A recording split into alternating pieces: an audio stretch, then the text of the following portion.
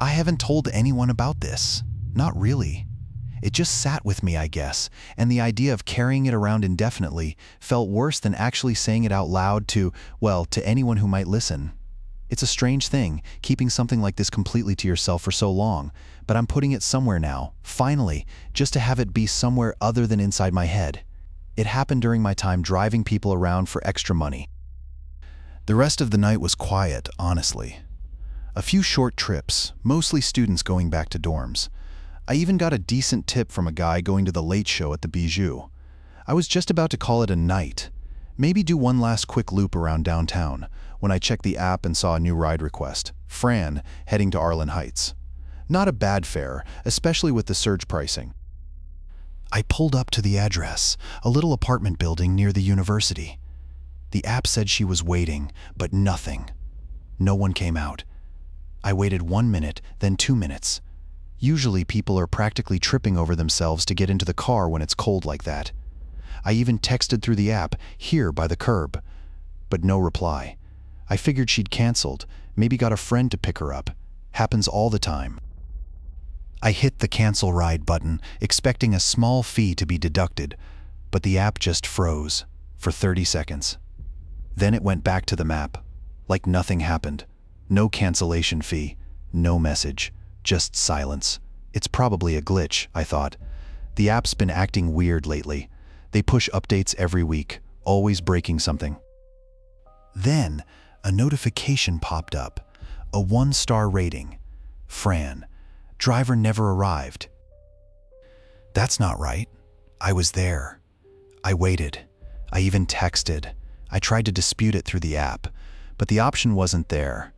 Just a blank screen where the dispute button should be. It was like the whole thing had been wiped clean. Probably just a bad connection, I told myself. People get frustrated. They lash out. It's just a star rating. Still, it left a bad taste in my mouth. I should just go home. I ended up doing a couple of short runs near the university after that Fran thing, just trying to shake it off. I picked up a guy, Arlen, heading downtown. Perfectly normal fare, except when I got to his destination, I noticed something taped to the sun visor. A small square post-it note, yellow. I'd never seen it before, it just said beware. I peeled it off, of course. I threw it in the trash at the next light. Probably some college kid prank. They do stupid stuff. Still, it was weird, especially after the rating. I checked the visor again, ran my hand all over the dashboard. Nothing else. Then, the next trip, Kay to Bev's place out in Northwood. And the same thing. Another yellow post-it note stuck to the steering wheel this time. It said, not safe. This wasn't a prank. Not anymore. Someone was getting into my car. I started checking the interior between every fare. Every single one. Seats, floorboards, the little pockets in the doors. Nothing. No sign of forced entry. The doors lock automatically after a while, and the app shows everything. I even started parking facing the street, just so I could see the car. I took a longer route home that night. I avoided the back streets. I kept glancing in the rear view, half expecting someone to be there. It felt like I was being watched, like someone knew where I was going, what I was doing. It wasn't random. It had to be someone from the app. A disgruntled passenger, someone with access to my route information. Maybe Fran. Maybe she was trying to scare me for giving her a bad ride. It was the only thing that made sense. I started declining fares that went too far out of my way. I wasn't taking any more chances. I started parking further away from the pickup spots. Just 1 or 2 blocks, but enough to get a better view of the street. It wasn't helping. The ratings kept dropping, even with perfect rides. Compliments about my driving mixed with accusations of smells. People saying the car smelled like mildew or cigarettes, things that just weren't true. I detailed it weekly. It was spotless. Then came the cancellations. A string of them, always a few minutes after accepting. Each one costing me time and money. I checked the passenger profiles, looking for patterns, anything. One name kept popping up as a mutual connection. Kay, not as a passenger, but as a friend of several of the canceling riders. It had to be her. She was coordinating this. Maybe Fran put her up to it. I was picking up a fare near the old textile mill, Tam, heading downtown. The app directed me down a side street I'd never used, gravel and potholes. As I slowed for a particularly bad one, I saw movement in the mill. A flicker in one of the broken windows on the third floor. I thought it was a homeless person, maybe. Then I heard it. Not a shout, not a voice. More like scraping, like something heavy being dragged across concrete. I stopped the car. Tam looked at me, confused. What's wrong? The scraping came again, louder this time, and then a shadow. Just for a second, a dark shape moving behind the broken glass. It wasn't a person, it was too low and wide, like an animal, a huge animal. I jammed the car into reverse, tires spinning on the gravel. Sorry, I stammered to Tam. Wrong turn. I'll get you another way. I didn't even wait for a response, just floored it, leaving Tam yelling in the back seat. I drove straight to the police station. They didn't believe me. Said the mill was abandoned and secured. They took Tam's statement though. She said I was driving erratically and that I'd nearly hit a parked car. Now I had a bad rating and a police record. The station smelled like stale coffee and regret. After the officer took Tam's statement and my equally useless one, he just shrugged.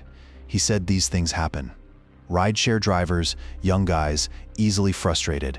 He suggested I take a break, a long one. I couldn't just take a break. My income depended on this. I started documenting everything, every declined fare, every one-star review, every weird comment in the app. Screenshots, timestamps, passenger names when I could get them. I even started a dash cam facing both forward and back, hoping to catch something, anything. It felt ridiculous, like trying to hold back the ocean with a bucket, but what else could I do? Then the vehicle inspections started. 2 in 1 week. Both were clean, of course, but the inconvenience, the time wasted. The inspector on the second one, a guy named Jerome, kept asking about the mill. He said there'd been reports of activity. Trespassing, mostly, but he said people had been complaining about lights and noises. He looked at me strangely when I said I hadn't seen anything. I started to think Kay was working with someone at the city. Maybe some kind of disgruntled employee. Someone who had access to the app's back end, the inspection schedules.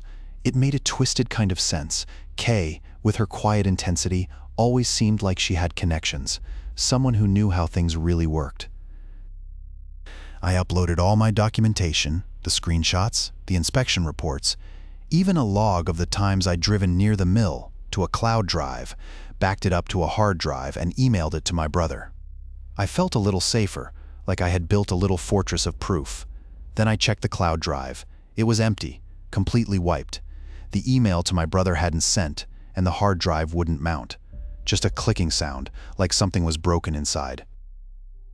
I reported the wiped drives, of course, to the police, to the rideshare company's security team. Both were polite, sympathetic even, but it was always the same. We'll look into it. These things happen. I felt like I was shouting into a void. They kept asking me about Kay, if she'd threatened me, if I'd had any other disagreements with passengers. It was exhausting. Then the account issues started. Small things at first. My acceptance rate dipped, even though I was accepting every fare. Then a few rides just disappeared from my history, like they never happened. Earnings vanished. I called support, and they said there was no record of those rides, no record of me even being online during those times. It was like they were rewriting my work history. I started thinking someone was deliberately targeting me, not just with the inspections and the data loss. Someone was actively trying to deplatform me, and it wasn't just the rideshare app. My bank account was flagged for suspicious activity, a few small, legitimate charges blocked. My credit card company called asking if I'd authorized a series of tiny transactions from different states. I convinced myself it was a competitor. Another driver, maybe someone with connections trying to run me out of business. It was the only thing that made sense, some kind of vindictive, low-level sabotage. I started refusing fares that took me near the mill, just in case. It felt ridiculous, but I couldn't shake the feeling that place was a focal point. Now, every time I check into a hotel, even for one night, I check the smoke detectors. I don't care if it's a 5-star place or a roadside motel. I stand on a chair and take the cover off, just to make sure the battery isn't missing. It's stupid, I know, but I have to. I have to know what's looking back at me.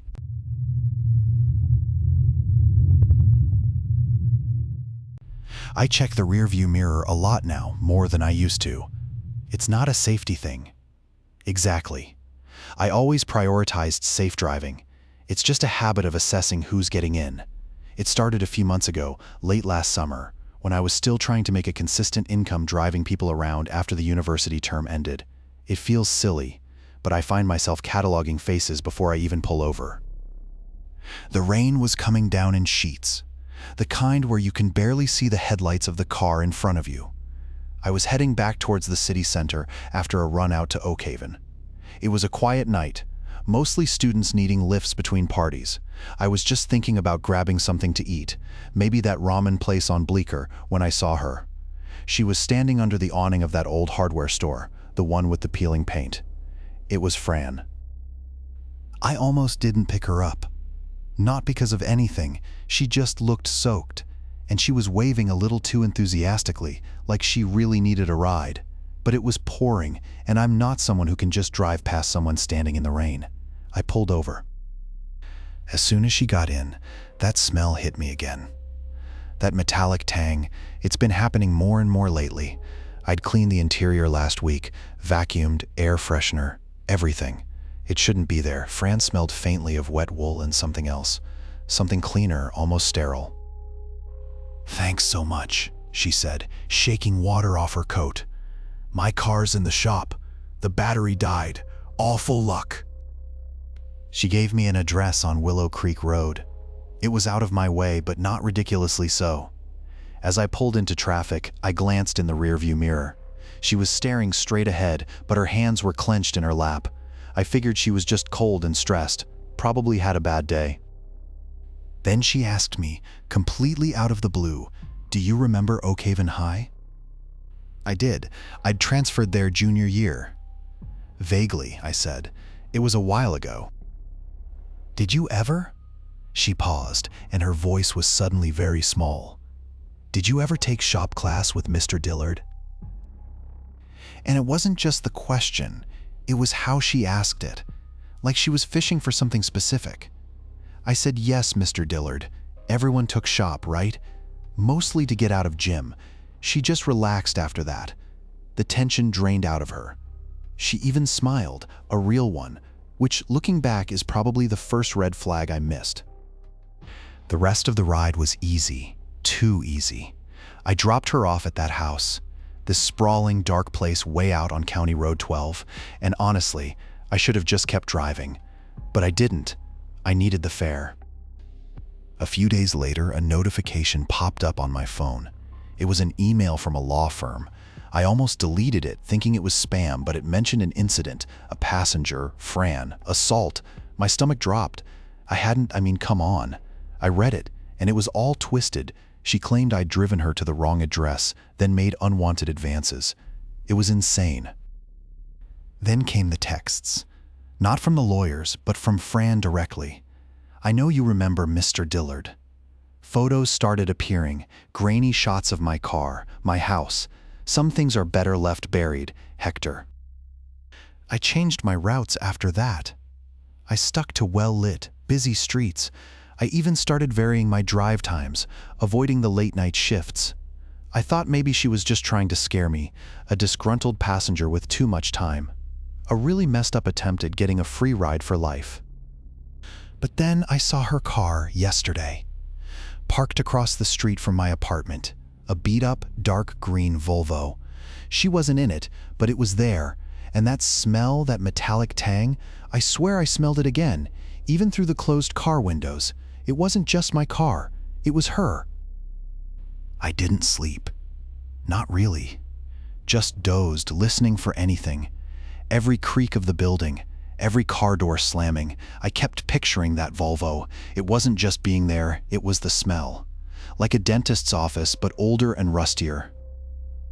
I called in sick to the app. I said I had the flu. It was a pathetic excuse. But what was I supposed to say? That a woman I drove once was stalking me and sending me threatening letters claiming I don't even want to think about it. Around 10, I decided I had to get out. I just had to go somewhere, anywhere. I started packing a bag, a change of clothes, my laptop, some cash. I grabbed the emergency road kit from the trunk, just in case. That's when I noticed it. My grandfather's watch, the one I always wear. It was gone. I tore the apartment apart, under the bed, in the closet, in the bathroom. Nothing. That watch wasn't just a watch, it was everything. My grandfather gave it to me the day I left home. He was difficult, but that watch. Then it hit me, Fran. She must have taken it when she was doing whatever she was doing. She was setting me up, making it look like I'd pawned it or something, trying to build a case. I didn't bother finishing the bag. I just grabbed my keys and ran. I didn't even lock the door. I was already halfway down the stairs when I heard it. A car door slam. I didn't look. I just ran faster, towards my car, fumbling with the keys. I peeled out, tires squealing. As I pulled onto the main road, I glanced in the rearview mirror. A green Volvo was behind me. It was further back than it had been across the street, but it was there, and the driver, I couldn't make it out, but there was something about the way the car moved, deliberate and calculating. It wasn't just following, it was testing me. I drove straight to the 13th precinct. It felt stupid, honestly, like walking into a movie. But I couldn't shake the feeling that this wasn't just some random creep. The Volvo, the letters, the missing watch, it was too coordinated, too personal. I told the desk sergeant everything, about picking up Zara a few weeks back, about the green car, the smell, the letters. He was polite, took notes, and asked a lot of questions about the ride itself. He said they'd look into it. He didn't seem particularly concerned. He ran my plate, then Zara's name. That's when he paused. "You drove for Stellar Rides, right?" I nodded. "Yeah, for 6 months. Why?" He pulled up something on his screen, a news article, a grainy photo. Stellar Rides was operating out of the old Blackwood warehouse district. There was an incident about a year ago, a large-scale human trafficking operation. It was shut down by a joint task force. I stared at the photo, the warehouse.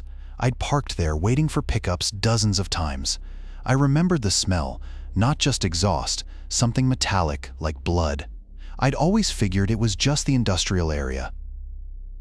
Zara Volkov, the sergeant continued, reading from the screen. Associate of Dillard Crane, a key figure in the Blackwood operation. She was thought to be deceased, but no body was ever recovered. Deceased, that didn't make sense. She'd been in my car. I'd talked to her. It had to be a different Zara Volkov. A case of mistaken identity. She was trying to scare me, maybe blackmail me for something I'd unwittingly witnessed. I'd probably seen something while waiting for fares, something she didn't want getting out. I thanked the sergeant, feeling a little foolish. It was a scare tactic, a really elaborate, unsettling one, but a scare tactic nonetheless. But as I walked back to my car, I saw it, across the street, parked 2 blocks down, the green Volvo, and this time I wasn't imagining the figure in the driver's seat watching me. The green Volvo followed me home. Not right behind, but enough. 3 streets over, then it was gone. I told myself it was coincidence. A lot of people drive green Volvos, right? But I double-checked the locks, every window, even looked under the car. I stopped driving. Just stopped. I couldn't explain it, not even to Fran. She asked if it was the money. The rideshare income had been good, supplementing my disability. I mumbled something about needing a break. It wasn't the money, it was the feeling of being watched. Then the messages started, not to my phone, but to my work email. They were vague at first. You know what you did? Some people aren't forgotten. Then they got specific. Dates, times, fares, details only someone who'd been in my car would know. And then the photos. Not of me, but of places. The diner I used to go to after late shifts. My building, my neighbor's dog. It felt calculated, like someone was mapping my life. I thought it was Zara, or someone working with her, that she was trying to scare me into silence about something I hadn't even realized I'd seen. I started changing my route to work, avoiding certain streets. I jumped at every phone call, every unexpected knock on the door. Fran noticed. She started making dinner for me, just showing up with a casserole. She always said I was too independent, wouldn't ask for help. She was right. I hadn't, and she didn't push. Just showed up. I still can't just pull over to help someone change a tire, even now. It feels too exposed, too vulnerable. I always keep driving. It's just easier. Fran doesn't ask anymore why I don't stop. She just holds my hand a little tighter when we're in the car.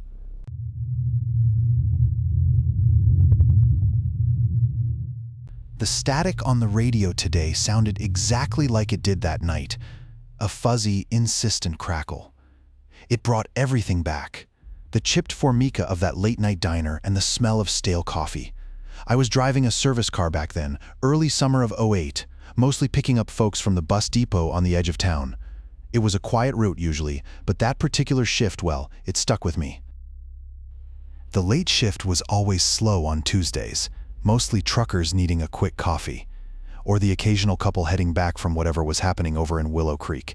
I remember wiping down the counter that sticky formica and thinking about getting new menus. Harvey had been promising to order some for weeks. It was quiet. The kind of quiet where you start noticing the hum of the refrigerators, the little clicks of the ice machine.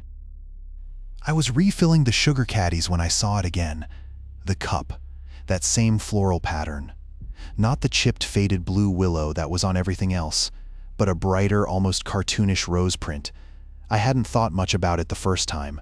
I figured someone had brought in a travel mug or something, but now there were 3 of them stacked by the dish return. 3, and I knew we didn't have those. I asked Stella, the waitress, if she'd seen anyone with a mug like that. She just shrugged and said maybe it was a new shipment, but I'd seen the delivery yesterday, all the usual stuff. I went back to the storage room and double-checked. Nothing. It was weird, but probably just a mistake, a mix-up at the supplier. It happens. Then, as I was coming back out, I saw a man sitting in a booth I hadn't noticed before. Older guy, maybe in his late 50s, wearing a dark suit. He wasn't eating, just watching. He caught my eye and gave a small, almost knowing smile. He looked familiar, but I couldn't place him. It wasn't a local face. He raised his coffee cup, one of those cups. He didn't drink from it, just held it, looking at me. I felt a prickle on the back of my neck. I went and took an order from a trucker, just to have something to do, something to focus on. But I kept glancing back at the man in the booth. He was still there, still watching, still with the cup. It was just a coincidence, I told myself. A really strange coincidence, but still just a coincidence. I started taking the long way home after my shift that night. It wasn't a huge detour, just different streets. Usually I cut through by the lumberyard, but I went around and took Willow Creek Road instead, just in case. It sounds ridiculous even saying it now. Just in case what? I didn't know. It wasn't like he'd said anything, just the way he looked, and the cups. The next morning, I went back to the diner before my shift started. I wanted a coffee and needed to assess the situation.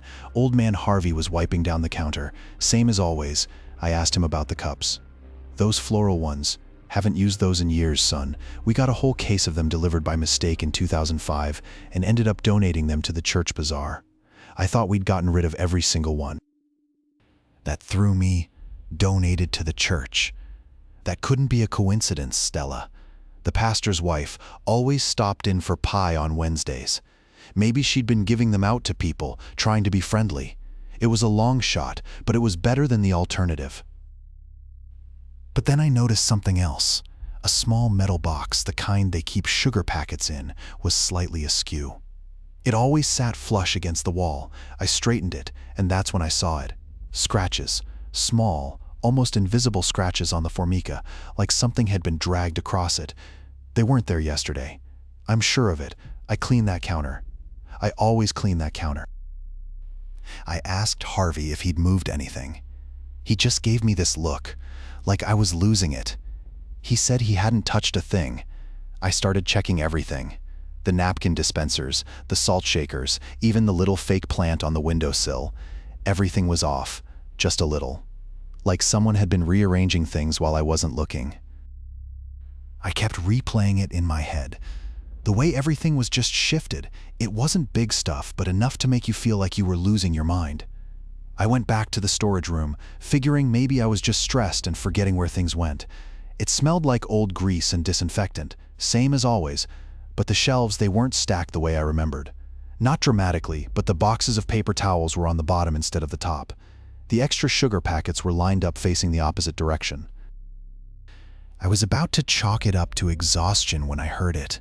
A scrape from inside the walk-in freezer, like someone dragging something across the metal floor. Harvey was in the back, supposedly doing inventory. I called out to him, "Harvey, you in there?" No answer, just silence. Then the scrape again, closer this time. I grabbed the heavy metal stock pot, the one we used for the chili. Stupid. I know, but I didn't know what else to do. I pushed open the walk-in door, and the cold hit me like a wall. The light inside flickered, then died. Pitch black. I swung the pot, just swinging it, trying to make noise. Something brushed against my arm. Not a person, not exactly. Rough, like canvas. And then a voice whispering, so close I could feel it on my neck. "Willa knows." I froze. Willa, my Aunt Willa, what the hell? I stumbled backwards, banging into shelves, trying to get out. The door slammed shut. I fumbled for the handle, panicked, and finally wrenched it open. Harvey was standing there, staring at me, looking pale. "You okay?" he asked, his voice shaky. "You look like you've seen a ghost." I didn't say anything about the voice or the thing that brushed my arm. Didn't want to sound crazy. There was a single muddy footprint on the metal floor just inside the freezer door. Definitely not mine, and it wasn't Harvey's either. He wears work boots. This was a sneaker print, a small one, like a kid's. Harvey, called the sheriff. Yates, I think his name was. He was a young guy, barely older than me. They dusted for prints mostly around the freezer door, but came up with nothing usable. Just our smudges, the usual. Yates kept asking if anything was missing from the diner, like someone had broken in to steal silverware. I kept trying to explain about the footprint, the feeling, but it sounded ridiculous even to me when I said it out loud. It was like I was making things up. He did ask about Willa, though. When I mentioned the voice, he wrote it down. He said Willa Crane was an old woman who used to live out by the Blackwood farm. She died 15 years ago. He looked it up on his phone. 15 years. That's when the diner changed hands, actually, before Josie and her husband. I started going through old photos after they left. There were boxes of them, stacked in the office. Pictures of the diner when it was still called Stella's. Stella was the original owner. There she was in a black and white photo from the 1950s, standing in front of the walk-in. And behind her, a little girl. She was holding a doll. The photo was blurry, but it looked like a small sneaker. I took a picture of the photo with my phone and zoomed in. It was a sneaker, a little canvas one. I felt sick. It had to be a coincidence, a really weird coincidence. Maybe the girl was Stella's daughter or a niece. Maybe Yates had the wrong Willa. I saved the photo and backed it up to the cloud. I made a note on my phone. Willa Crane, Stella's daughter. I wanted to have something, anything, concrete. Something to show I wasn't losing it. Later, when I checked the cloud backup, the photo wasn't there, just the note. The note was still there, but the picture was gone. I started checking my mirrors a lot when I was driving. Not the rear view, but the side ones. Just constantly, it felt like someone was always appearing in my blind spot for a split second. A dark car, same make maybe, or just the same feeling. It wasn't like I was being followed exactly, more like anticipated. After 2 weeks, I started getting these requests through the app. Really slow pickups, way out of the way. Places I wouldn't normally get pinged for. Each time the passenger was unremarkable. Older guys, mostly quiet. They'd get in, give me an address within the city limits, and then just stare straight ahead. Never made eye contact. Always smelled faintly of something floral, like dusting spray. I thought it was some kind of twisted prank. A group of guys testing me. I tried to ask one, "Just a casual slow night, huh?" And he didn't even blink, just kept staring. It was unnerving, but I figured if it kept happening, I'd block them all and report it to the company. Then one of them, a man who looked exactly like Harvey, except older with thinner hair, asked me if I'd been causing trouble for anyone.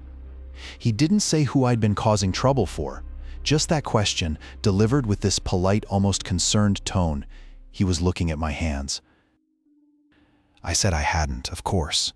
He nodded slowly, like he already knew I was lying. He tipped ridiculously well, and when he got out, I noticed he had a small silver pin on his lapel. A crane, a tiny stylized crane. I haven't seen anyone with a floral scent since.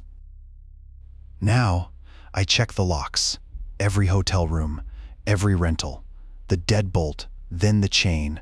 I slide the chain through, then I check it again. I don't even think about it anymore. I just do it every time.